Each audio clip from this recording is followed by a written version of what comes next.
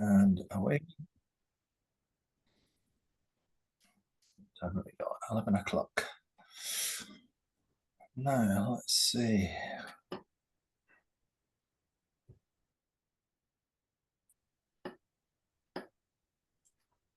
Okay, 11 a.m. it is. If anybody's out there listening, good morning.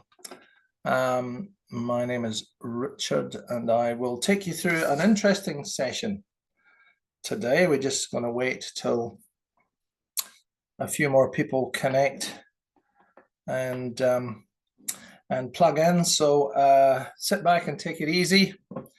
Grab a cup of coffee and a sandwich. And we'll take you through what I hope will be an interesting session for you. If you have to dash off, don't worry, because a recording of this meeting or this session will be sent to you, so you can listen to it again at your leisure and hopefully take some notes from the wisdom that we're going to impart for you today. It'd also be good if you, a couple of times I'm going to ask for your contribution to the discussion. And it'd be good if you actually reply to my request for some data from me, because I want to find out what's going on out there.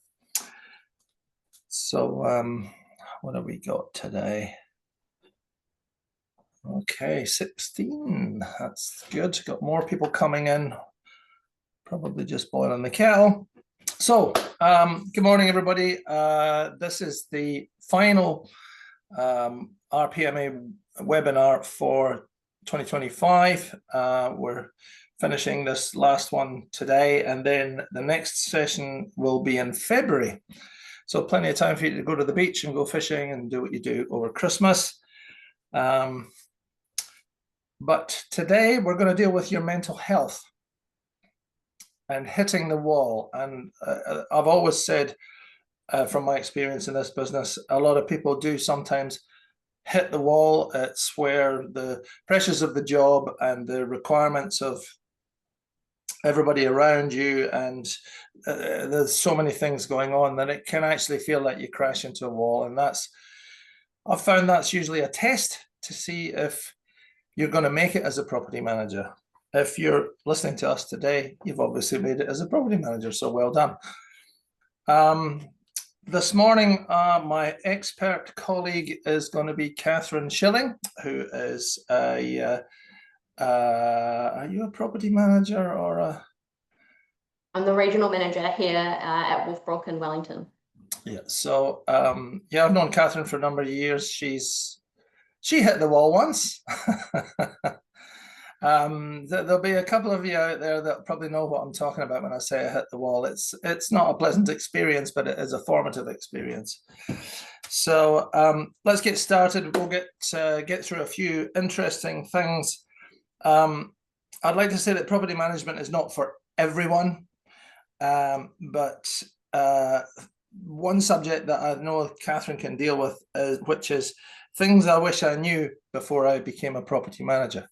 Kathrine. Yeah, so I think before starting in property management, I wish I knew that this wasn't actually about property. Property management is more so about people and how you handle those relationships. The job itself can be mentally draining and emotionally damaging if you don't set boundaries when you first start within the property management sector. Yeah. You know, you have to set those boundaries and stick to them. You document everything. Everything has to be in writing, or when you go to tribunal, you're going to be the one who's stumped. You need a strong, positive team behind you, and asking for help is a strength, not a weakness. Yeah. Yeah, I think that's an important point, is that asking for help, because you can't bottle it up. That's where the stress comes from. The other thing is, if you do make a mistake, and I always emphasize this, if something goes wrong and it's your fault, you've done something dumb or you've forgotten to do something and it's caused a problem, put your hand up and go, I've screwed up. What does it take to fix this? And fix it and move on, because there's nothing else. There's no point in stressing or trying to hide it. Just hand up, I've screwed up and we need to move on. Yeah, talk through how you can fix it. You know, it's not just coming to your manager or your team leader and saying, I've screwed it up. It's like, how can you actually fix the problem yourself as well? Well, interestingly, a lot of people think that if you talk to the boss has all the answers. And a lot of the time, speaking as an ex-boss, I didn't have the answers, but I found that the person that asked for an answer actually had the answer already, and they knew what Yeah, to do. So, yeah. um, things that stress you, because I know the stress levels in this job are can get pretty tight. What would you say would be the biggest stressors? Obviously people, but again, it's setting those boundaries. So after 5 o'clock, your phone isn't pinging at you. You've got it on silent. You're leaving it in the kitchen on charge overnight, and periodically you're checking that.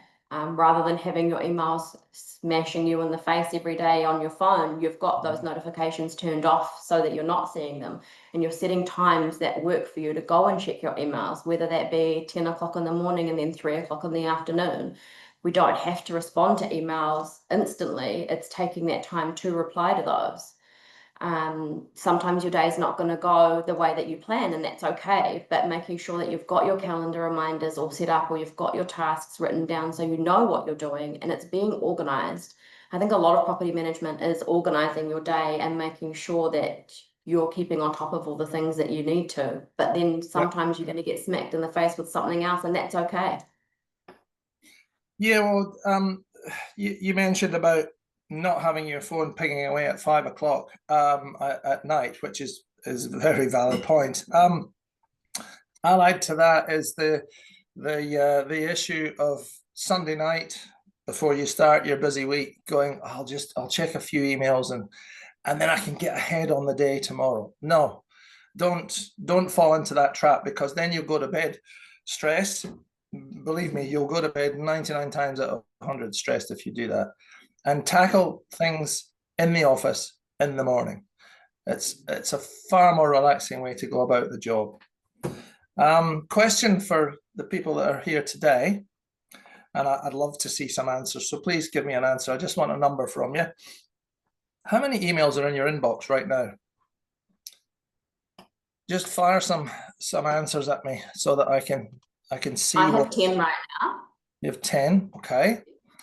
I have none, as you might guess, but back in the day, 10, that's a good number. If you've got, oh, here we go, we've got a few responses coming in. Yeah, 8 from Rebecca. Well done, Rebecca.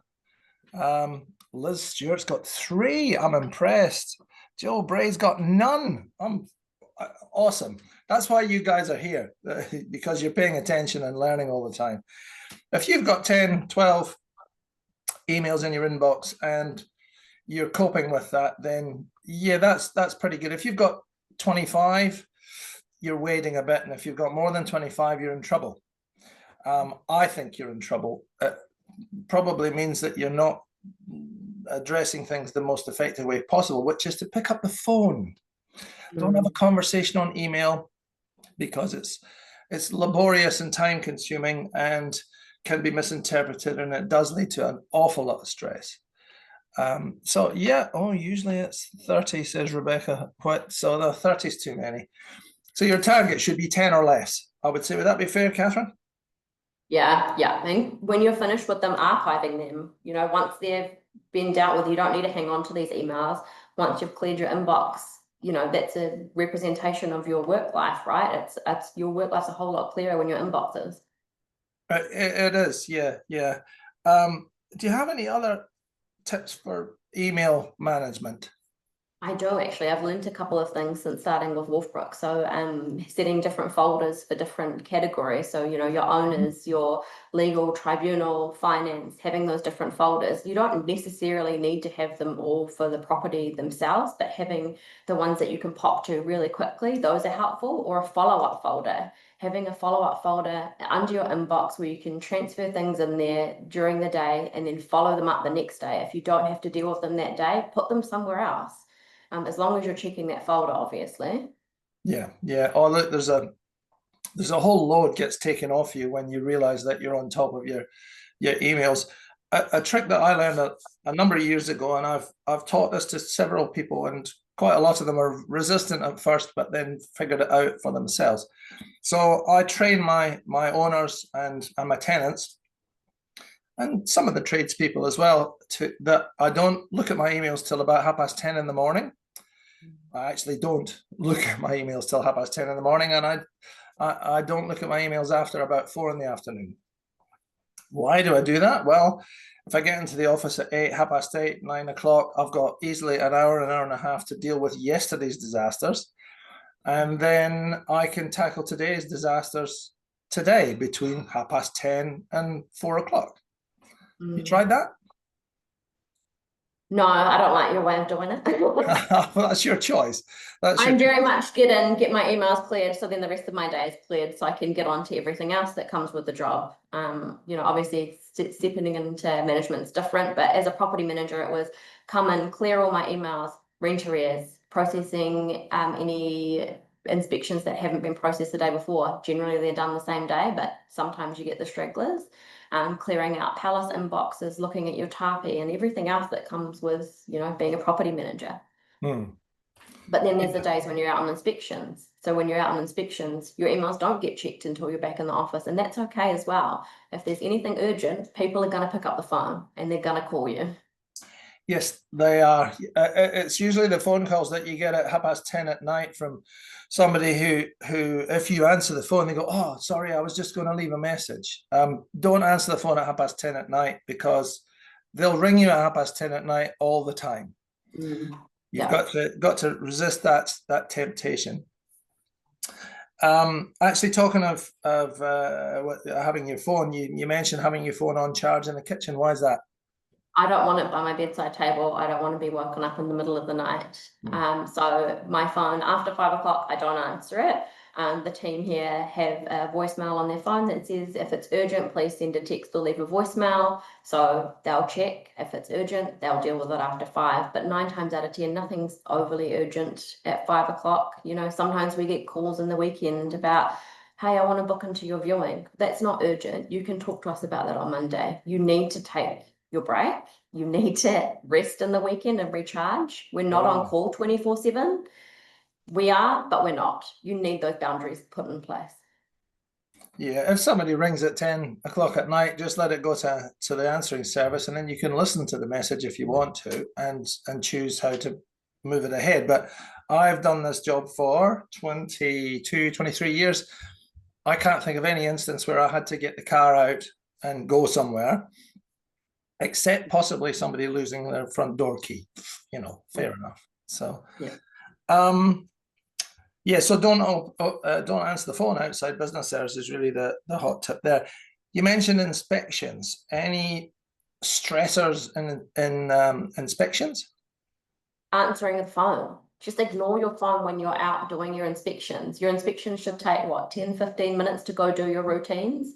You're going to take 2 hours out of your day to go do 10 inspections. Don't answer your phone during that time, so that you can just go in, make sure that you're safe in the property for one, and make sure that you're giving those tenants that attention while you're out at that inspection.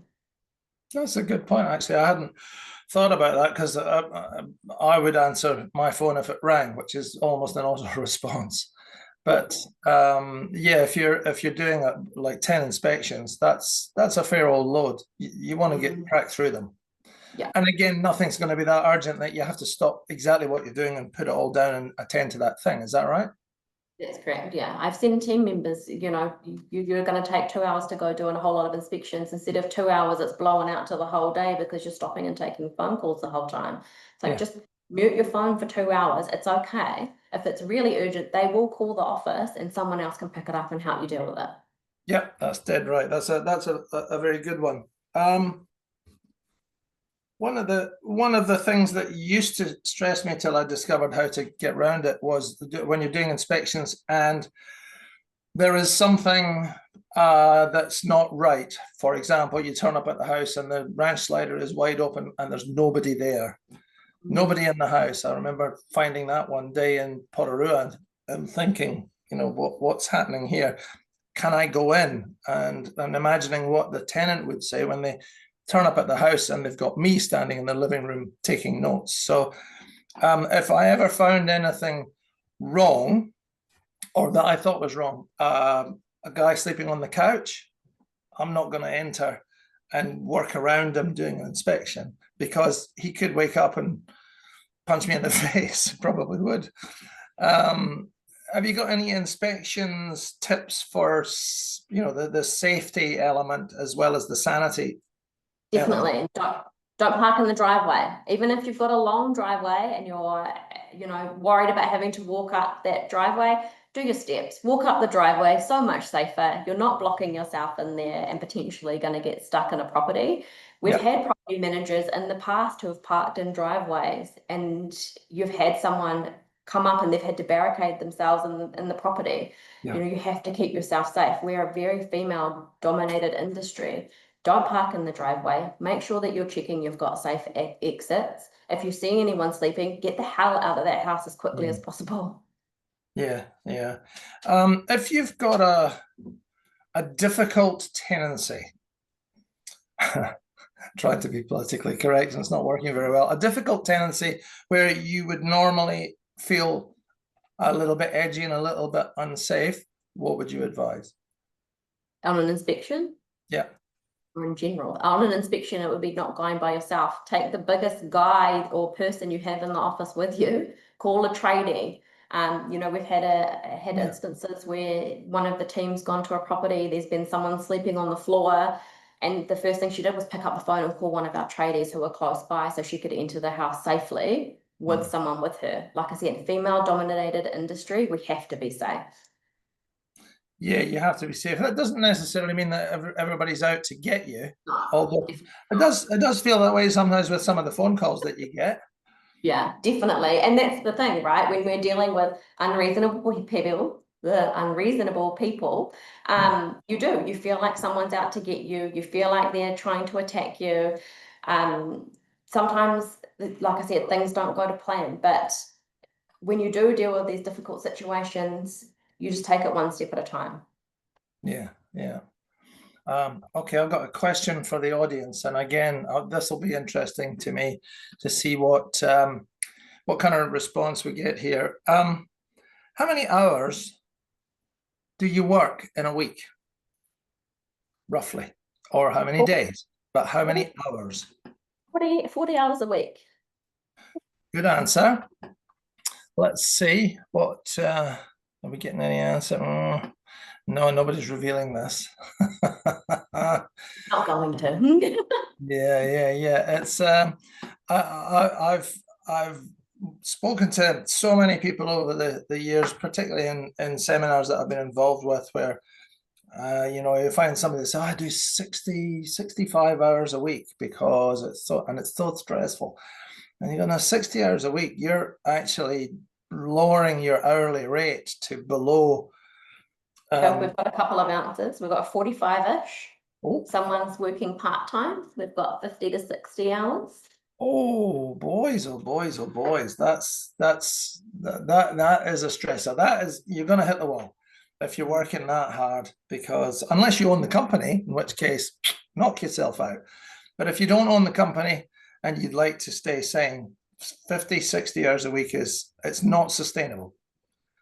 Not sustainable. And if your boss is letting you do that, sorry bosses, if you're listening. So I do know that one of the audience, Rebecca, came across an inspection, a gun on the kitchen table. And it made me wonder what it would be like to be doing an inspection where there was just a gun and some bullets sitting on the kitchen table and nobody at home. That would be an inspection I'd be running from. So how do you relieve your stress, just generally, Kathrine? In this job, you have to actually look after yourself. So I found, obviously, we've gone through quite a bit of change this year here at Wolfbrook. We were acquired from another company that was Richard's company at the time. And I found during that time, it was really stressful. So looking after yourself, eating well, taking yourself out for walks, walking your dog, go to the gym, go join a dance club, whatever you enjoy doing for yourself, actually taking that time and doing it, because this job is stressful. you need to find ways to cope and shut off. So go and do the things that you enjoy when you're not at work to help relieve that stress. Yeah. Well, and take your holidays. That's another thing which, you know, if you got, I've had this in the past where a team member they just worked and didn't take their holidays for like 2 years. It's insane. Even if you just go away for a week somewhere or for 2 or 3 days, it gives you a chance to defrag and unwind and just keep the stress at bay. Because again, I'll reiterate, you do not want to hit the wall. It's not pleasant to have happen to you, and it's not pleasant to see. No. But if you come out the other side of the wall and you're still going, then you'll be the stronger for it. So Definitely. I think, you know, having that good support surrounding you is so beneficial in this role. So making sure that when you're in a team that you're feeling like you have that supportive culture, you've got a supportive manager, you have that supportive team leader, there's someone in the company that you can talk to when you are feeling like you are going to hit the wall. You know, this job is so stressful because you're dealing with everyone's emotions and everyone's different mental health, that you need to make sure that you have those outlets and you have that support. Yeah, it is. You are dealing with people. It's nothing to do with property, and yet it's called property management. Yeah. It's relationship management. It's people management, and everybody's got a different view of the world. Some of them have got a very strange view of the world. So, you know, don't become friends with your tenants. Sorry, I was going to say, one of the biggest bits of advice that Richard ever gave me was, when you do receive an email that isn't nice, read your email, walk away, come back to it. If you're still pissed off, walk away again. Just don't deal with it straight away, because it's not going to help you. You're not going to reply nicely. Just take that time, pause, breathe, write it out, walk away. You don't have to respond to something that's grumpy straight away. It doesn't need to ruin your whole day. Take the time to respond when it works for you. Yeah, well, allied to that is that dreaded email, which is just a great big screed of one giant paragraph that goes on and on and on, and it's just a rant. And if you rip that into a Word document, for example, and then strip out all the stuff that is just the rant and bullet point what's left, and I've done this many times, you end up with 2 or 3 bullet points where there's a broken window, I found a sock on the driveway, and the letterbox is squint. So you fix them, everything comes up roses. Or pick up the phone. We had this happen yesterday, right? Like, I had a complaint yesterday. The tenant was grumpy. She sent a big ChatGPT email, and it was like, okay, picked up the phone. What's going on? What's your problem? She had maintenance issues that hadn't been dealt with, and she was feeling frustrated. Fair enough. You know, sometimes we do have to put ourselves in these people's shoes as well. If you were living in a property that had seals that were broken and no bath plug, or your hot water cylinder wasn't working, how would you feel? Yeah, that's true. Okay. Well, I think we're going to have to wrap this up because I know you're a busy girl. So, yeah, if anybody has any questions, just throw them to me. If you have my email address, you can find me. You find me on the RPMA website. Just like to say Happy Christmas to everybody before we get there. I see the Christmas shops sales are on already, so struggle through that. Stay sane. Do take a break over Christmas and New Year, because all your tenants are going to be busy with their families doing their own thing. It's a quiet time of the annual cycle that gives you a chance to take a deep breath, have a glass of something nice, and catch up with your family. So, hey, thanks, Kathrine. It was short notice that I reeled you in for this, but good job. And we will catch you soon. We shall. Beautiful. Thanks, Richard. Thanks, guys. Bye. Bye.